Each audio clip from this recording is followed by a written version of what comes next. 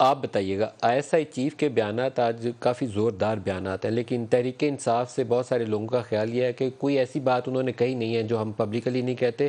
وہ ہم نے رات گئے جا کے ملاقاتوں کو ڈینائی نہیں کیا، لیکن وہی باتیں ہیں.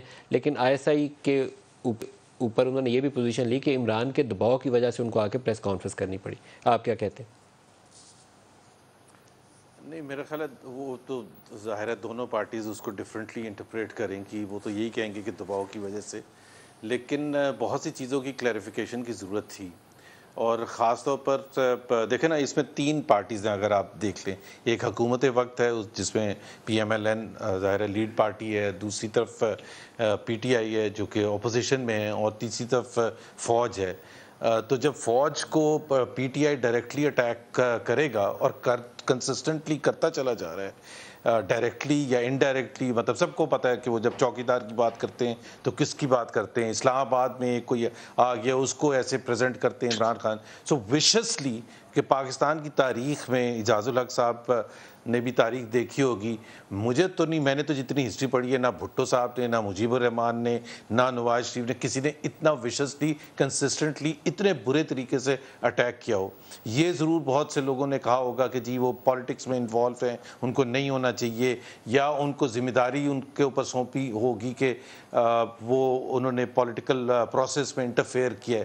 لیکن اس طرح سے ڈیمونائز کرنا، مذاق اڑانا، اگر آپ وہ گورنمنٹ کالج یونیورسٹی میں ان کا خطاب میں دیکھیں جس طرح سے مذاق اڑانے کے لیے کہا جاتا ہے کہ نیوٹرل کا وہ لفظ لے کے. سو آئی تھنک جب آپ نے فریق بنا ہی لیا ہے تو پھر آپ یہ کمپلین نہیں کر سکتے کہ جی وہ رسپونڈ کیوں کر رہے ہیں. They had the right to respond, اور وہ جس طرح سمجھتے تھے کہ کلیریفیکیشن ہونی چاہیے.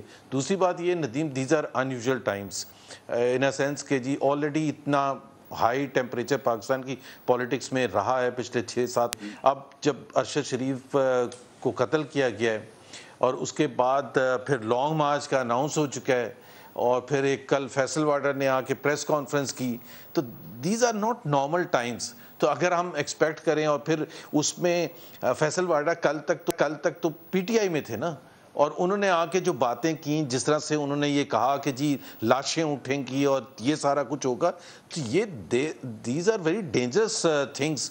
تو اگر آئی ایس آئی چیف بیٹھ کے اس کا جواب دے رہے ہیں اور وضاحت کر رہے ہیں، اور پھر بھی یہ کہہ رہے ہیں کہ P T I has a right کہ جی وہ جلسے جلوس کریں، وہ لانگ مارچ کریں. انہوں نے یہ نہیں کہا کہ ہم دیکھیں گے کہ یہ کیسے کرتے ہیں، انہوں نے بالکل وہ رائٹ کیا. لیکن ان کے اوپر جو ڈائریکٹلی الزام لگائے گئے اس کا تو انہوں نے جواب دینا تھا نا.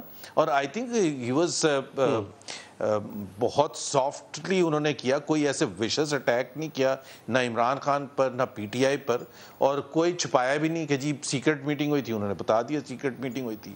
اب پی ٹی آئی والے کہتے ہیں کہ جی سیکرٹلی ملنا تو بری بات ہے ہی نہیں. پہلے کہتے تھے کہ جی جا کے ملتے ہیں. تو I think it was the right of the institution to clarify things.